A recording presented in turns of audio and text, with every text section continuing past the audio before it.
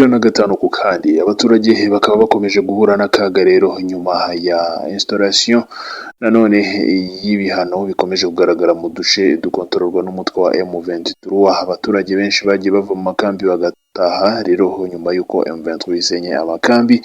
Abaturage rero bakaba bari kugerageza kubaka ubuzima muri zone zikontororwa n'uyu mutwe. Abareberi bashyizeho ibihano cyane cyane kuba utagiye mu Isarongo, cyane cyane muri Bihambwe, Katare, Rushebere, Kaniro ndetse n'ahandi. Igiti kirakurya mu buryo bukomeye ndetse hakaba hakomeje kugenda hagaragara yuko hari na arrestation no kwishyura amande ngo bikabije n'ibihano biba bikarishye cyane muri izi region. Rero hakaba hakomeje kugaragara igabanuka ry'amabariyeri ndetse cyane cyane izihari ziragaragara kuri axe Sake Masisi.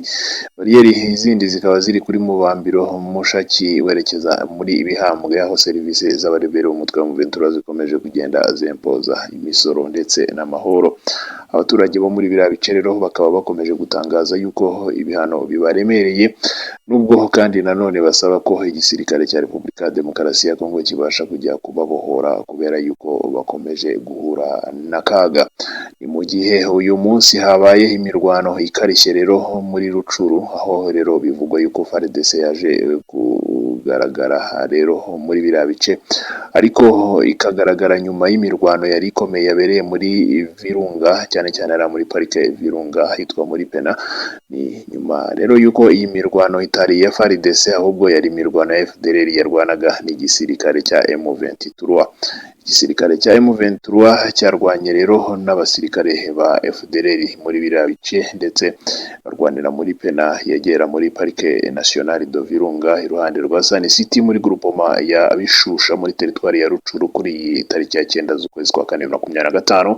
Abaturage bo muri hariya cyane cyane mu bice bya Sun City batashatse gutangaza amazina yabo, bavuze ko abasirikare b'umutwe wa M23 batangiye operation muri iriya zone ikekwaho yuko ari headquarter cyangwa se quartier general y'aba FDLR.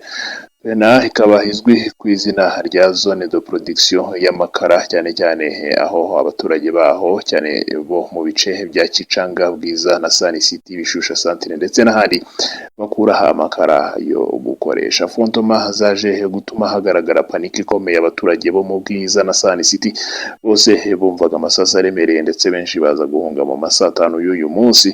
Activite zo guhinga ndetse no guca amakara ntago zakozwe uyu munsi ku gice cya Rucuru kubera kurasana kwari gukomeye. Rero muri biriya bice bya Pena bikaba bikomeje kugaragaramo abasirikare ba FDLR nk'uko umutwe wa M23 bivuga, ndetse hakaba habayeho echange y'amasasi ikomeye.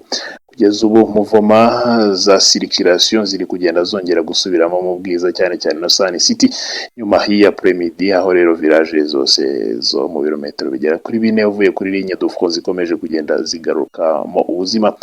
Kuva icyumweru gishize operation militaire z'abareberi ba AFC zakomeje kugaragara muri groupement ya Bukombo, Bishusha ndetse n'ahandi bagerageza kurwanya abazarendo ndetse n'iyindi mitwe itandukanye. Turakunda turagaruka mu kandi tubanize updates. Bizere ko udahwema kudukurikirana gatanu ku kandi rero kugeza ubu ngubu tukaba tuje kugira ngo tuguhe amakuru ya update. Kugeza ubu rero hakaba amakuru ya update ari ayavuga ku biganiro byari biteganyijwe hagati ya M23 ndetse na leta ya Kinshasa.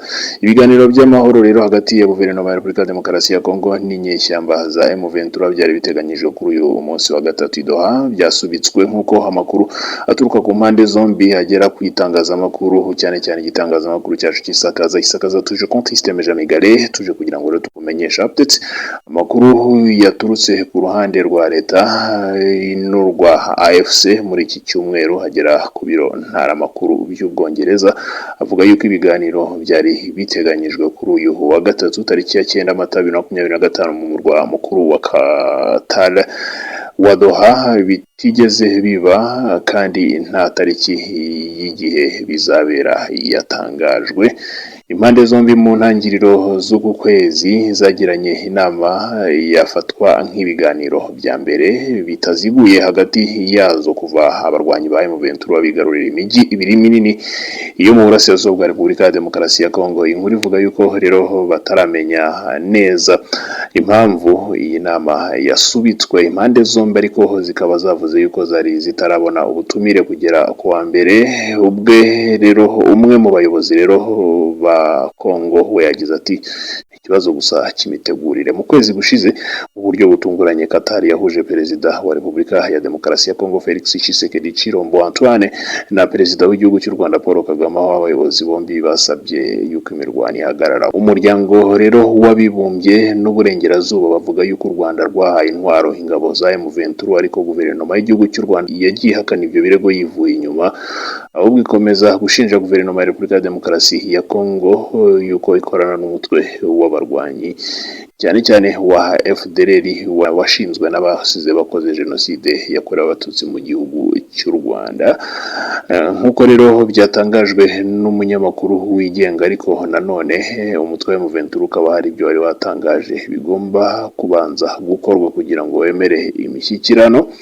Hakaba harimo ivanwaho ngo ry'ibihano byose by'urupfu, cyane cyane gukurikiranwa n'impapuro zo guta muri yombi no gutanga ibihembo ku muntu wese wafasha ubutegetsi bwa Kinshasa mu guta muri yombi abayobozi bakuru ba AFC, kugira ngo bizatume ngo imishyikirano ya politike iba. Kurekurwa bidatinze ko abasivili bose cyangwa se abasirikare bose bafashwe kandi cyangwa ngo baregwa gukorana na AFC M23 kubera isura yabo cyangwa se ubwoko bwabo, cyangwa kugirana umubano wa kinyamwuga, ubucuti cyangwa se ubucuruzi n'abanyamuryango ba AFC M23, guhagarika ndetse ngo no guhana imvugo zose zibiba urwango akenshi zikurikizwa cyangwa se zikurikirwa n'ibikorwa byo gukandamiza no kurya abantu, kimwe ngo no guhiga abantu kwatangijwe ku banyekongo kubera isura yabo cyangwa se ururimi bavuga, Igiswahili cyangwa Ikinyarwanda, hitwaje yuko ngo bakorana n'umutwe wa M23,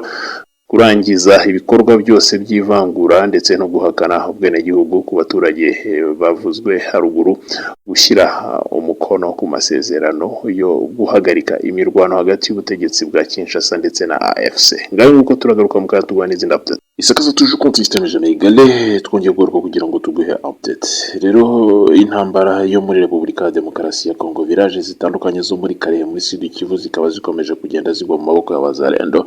Imirwano irakomeje, abazarendo ikaba ikomeje kugenda ifata ibice bitandukanye. Yafashe Bushaku, ifata Remera, ifata Nyabarongo, ifata Rumbishi, ifata Katare, ifata Kafufula, ifata Mashaka, ifata Igali muri groupement ya Mbinga muri Nord, ndetse bafata no ku bice bya Mobuku ndetse no muri Ziraro.